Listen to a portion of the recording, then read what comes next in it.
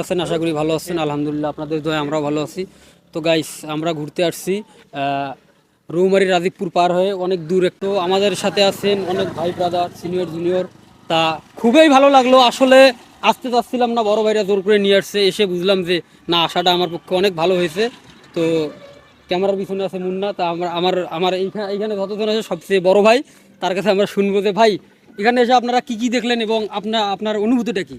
জি আলহামদুলিল্লাহ। আসলে মানে ঘোরার কোনো নির্দিষ্ট সময় হয় না, যখন ইচ্ছা তখনই বেরিয়ে পড়া যায়। আসলে এর পিছনে মানে আসলে যাওয়ার ইচ্ছাটা কাজ করে, প্ল্যানটা কাজ করে। তবে আলহামদুলিল্লাহ আমরা যেটা আশা করছিলাম ওর থেকে ভালো, অনেক সুন্দর জায়গা। আমরা এর মধ্যে দুই একটি প্লেসে যাওয়া হয়েছে, তার মধ্যে লাউচাপড়া একটি। আমাদের নেক্সট গন্তব্য হচ্ছে গজনি। আমরা যাচ্ছি, ইতিমধ্যে আছি শালবন। আমাদের এটা প্লেস হচ্ছে শালবন বলা হয় এই প্লেসটাকে। এখান থেকে এটা সন্ধ্যাকুড়া নামে পরিচিত আর কি।